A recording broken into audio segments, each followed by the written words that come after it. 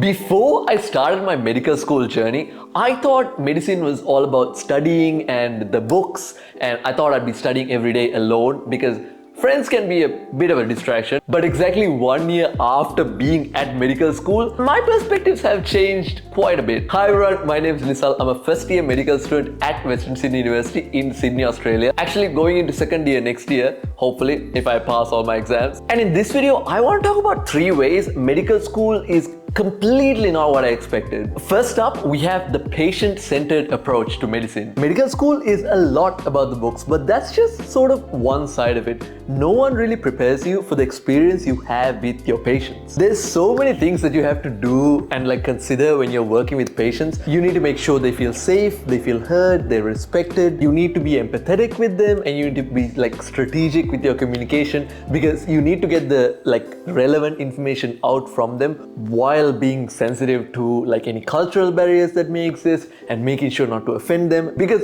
even as a medical student you're representing the healthcare. So if you make one mistake, that could mean the patient loses complete faith in the healthcare system, and that's the worst thing you can do. There was a lady I spoke to one time at the hospital, and I was with another medical student. The doctor just kind of asked us to take a history, which is just ask them why they're here at the hospital and ask them if they have any medical conditions and stuff.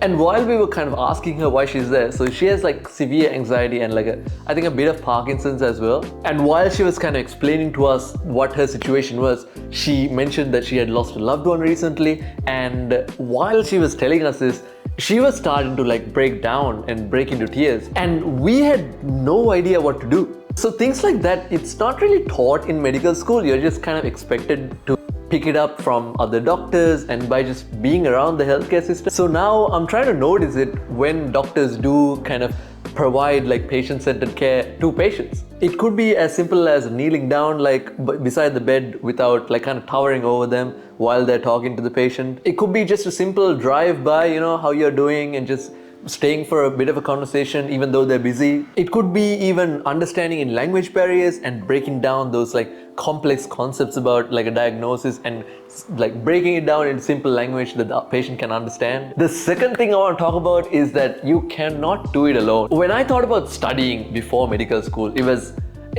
friends were almost a distraction, when I'm alone, I'll have an agenda of what I want to do. I'll know what I need to study and I'll be locked in. I'll, put my headphones on, have some classical music playing, and I'll just freaking smash out the whole study session. But realistically, group studying has been the single reason that I passed medical school this year. It's very common knowledge that there's a lot of content to cover in medicine. But until you get there, you don't really understand why it's almost impossible to cover all that content. We've got 8 to 10 lectures a week to watch and make notes of. We've got something called PBL as well that you have to study for and learn research learning objectives for. And on top of that, you may have assignments, you might even have placements. So when everything just kind of when everything's happening at once, it's very easy to fall behind. And personally, first 2-3 weeks, I'm already behind somehow. This is me actively trying to not fall behind. It's crazy. Yeah, something that has been really helpful is just group studying, because one, I get to fill up any gaps in my knowledge when I'm studying in a group, because everyone will have a gap. No matter how hard you try to understand something, you will understand it, but someone else might have understood it differently, Someone else may have read something that is contributing to the subject that is really vital. And secondly, knowing all of the content in medical school, at least even a little bit, even if you don't understand it perfectly, is better than knowing a few niche topics really deeply. Because if that niche topic doesn't come in the exam, you're screwed. But the chances of you covering all the content and bits of pieces of it arriving is much more probable. And that's where when group studying, I might have done 4 lectures during that week. Someone else might have done 6 lectures. Someone might have done all 8 lectures, And if you can share that knowledge and just fill up even just little by little, that really comes in handy when you're cramming for your exams at the end of the semester.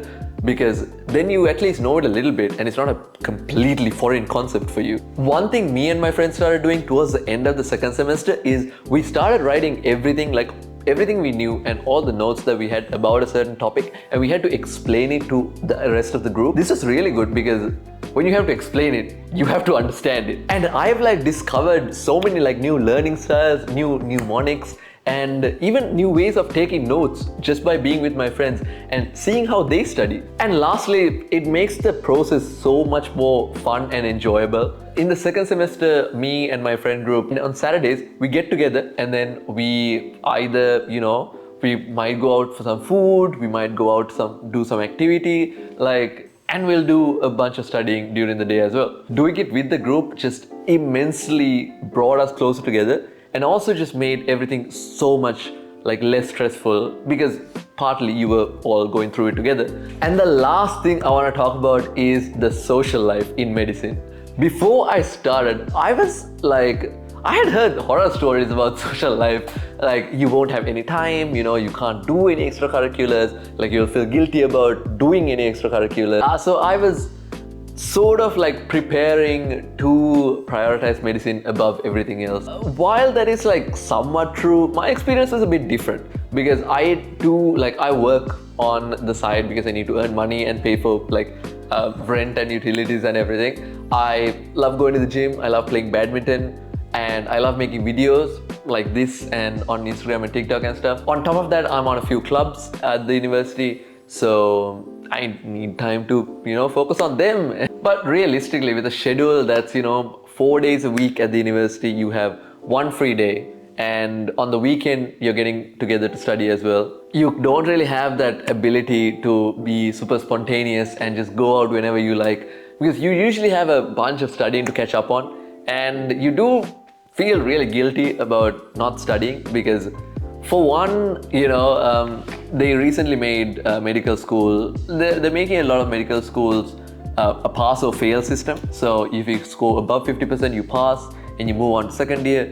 If you get below 50%, you fail and you repeat the whole year. So the pressure of having to pass that year is really big because you pay a lot for medical school. So you'd feel a bit guilty about going out, and having fun is fine, but you feel that time should be spent studying. One thing I started doing is during the semester, I kind of identify which days I can work. Usually it's just one day because that's one day I have free. If I want to go out with a friend, I plan it in advance, a few weeks or even months in advance really. If it's a particularly busy week, I don't tend to go out at all. But during exam season, everything's cooked. It's terrible. There's so much content you need to revise and review and past papers you need to do. During that time, I don't even work. I'm usually just full on studying mode with my friends and just getting as much stuff as possible done. But then the vacation period comes, and then I schedule all my trips, my hangouts with friends, all that during that vacation time.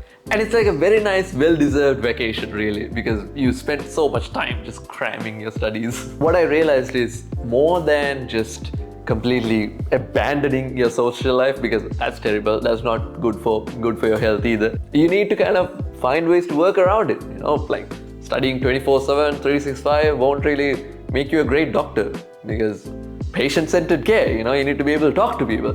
And completely abandoning your studies and doing everything else will not be the greatest option either. So you need to find that kind of, nice, coherent balance. And that's it for me, everyone. Thank you so much for watching. If you're in medical school or if you're starting medical school, feel free to drop a comment down below, and I'll catch you guys in the next one.